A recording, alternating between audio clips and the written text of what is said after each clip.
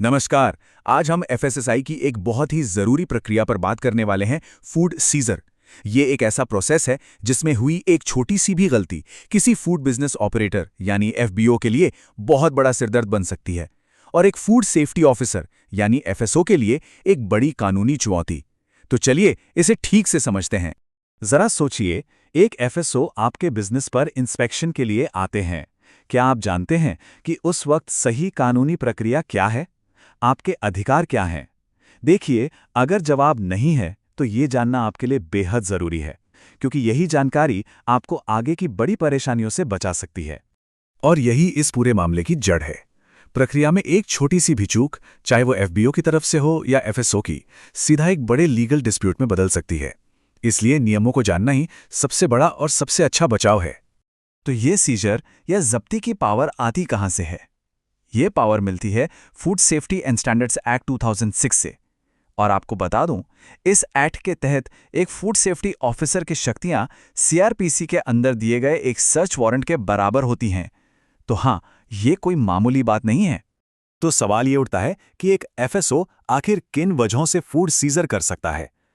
FSSA act में इसके लिए पूरे 11 अलग-अलग ग्राउंड्स दिए गए हैं। हम उन सब में नहीं जाएंगे, पर चलिए कुछ सबसे आम और गंभीर ग्राउंड्स पर एक नजर डालते हैं। सबसे पहला और सबसे गंभीर ग्राउंड है अनसेफ फूड, यानी ऐसा खाना जो लोगों की सेहत के लिए सीधा खतरा हो। अगर ऐसा कोई भी प्रोडक्ट मिलता है तो उसे फौरन जब्त किया जा सकता है। ये आता है सेक्शन 59 के तहत।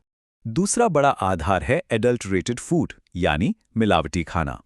और यहाँ एक बहुत दिलचस्प कानूनी बात है। अगर किसी एफबीओ के पास कोई मिलावटी चीज मिलती है, तो ये साबित करने की जिम्मेदारी उसी की होती है कि वो चीज मिलावट के लिए नहीं थी। बर्डन ऑफ प्रूफ एफबीओ पर होता है। फिर आता है मिसब्रांडिंग। आसान भाषा में, अगर किसी प्रोडक्ट का लेबल झूठा है या ग्राहकों को गुमराह कर रहा है तो उसे जब्त किया जा सकता है। मतलब पैकेजिंग पर जो लिखा है अंदर भी वही होना चाहिए।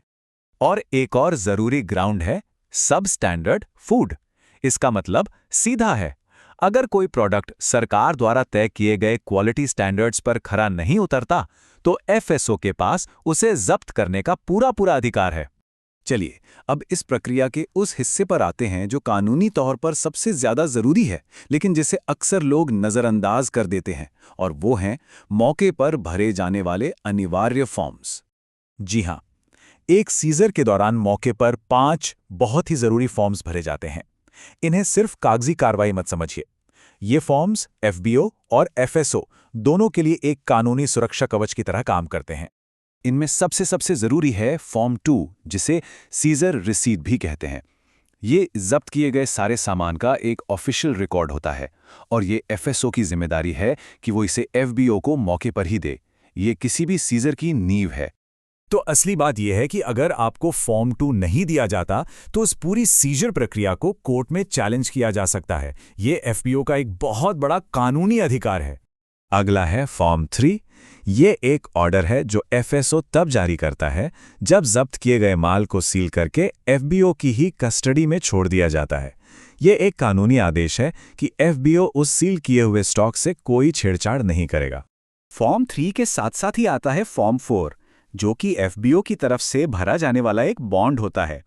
ये जब्त किए गए माल की मार्केट वैल्यू के बराबर की एक फाइनेंशियल गारंटी है, जो ये पक्का करती है कि एफबीओ उस माल को अपनी जगह से नहीं हटाएगा। और आखिर में है फॉर्म वीए, जिसे कहते हैं नोटिस फॉर सैंपलिंग। जब भी एफएसओ जांच के लिए कोई सैंपल लेता है तो उसे मौके पर ही एफबीओ को ये लिखित नोटिस देना होता है। इसके बिना सैंपल लेने की प्रक्रिया कानूनी तौर पर अधूरी है। तो अब जब हम इन सारे फॉर्म्स को समझ चुके हैं, आइए देखते हैं कि ये पूरी सीजर प्रक्रिया में एक साथ कैसे काम करते हैं। मतलब स्टेप बाय स्टेप होता क्या है। देखिए, पूरा प्रोसेस शुरू होता है इंस्पेक्शन से, जहां किसी नियम का उल्लंघन पाया जाता है। उसके फौरन बाद माल को सीज किया जाता है और फॉर्म 2 यानी सीजर रिसीट दी जाती है। अगर स्टॉक को एफबीओ के पास ही रखना है तो उसे सील करके फॉर्म 3 और फॉर्म 4 की कार्रवाई होती है। फिर टेस्टिंग के लिए सैंपल लिया जाता है और फॉर्म 5A दिया जाता है, और आखिर में उस सैंपल को लैब में एनालिसिस के लिए भेज दिया जाता है। ये एक बहुत ही सीधा और तार्किक फ्लो है।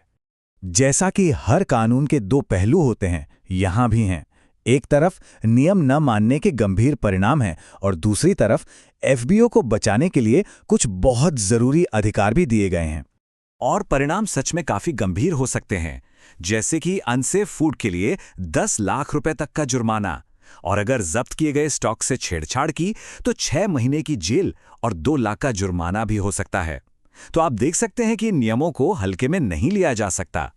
लेकिन दूसरी तरफ एफबीओ के पास भी काफी मजबूत अधिकार हैं, जैसे कि फॉर्म 2 की मांग करना आपका हक है।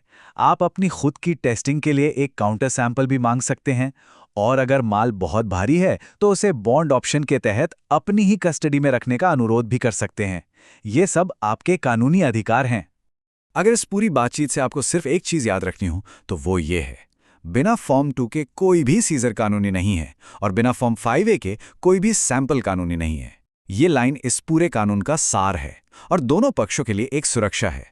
तो ये तो साफ है कि नियमों की जानकारी एफबीओ और एफएसओ दोनों की रक्षा करती है। लेकिन एक सवाल फिर भी रह जाता है, क्या सिर्फ नियमों को जान लेना ही जमीनी हकीकत में एक निष्पक्ष प्रक्रिया की गारंटी दे सकता है? इस पर सोचिएगा जरूर।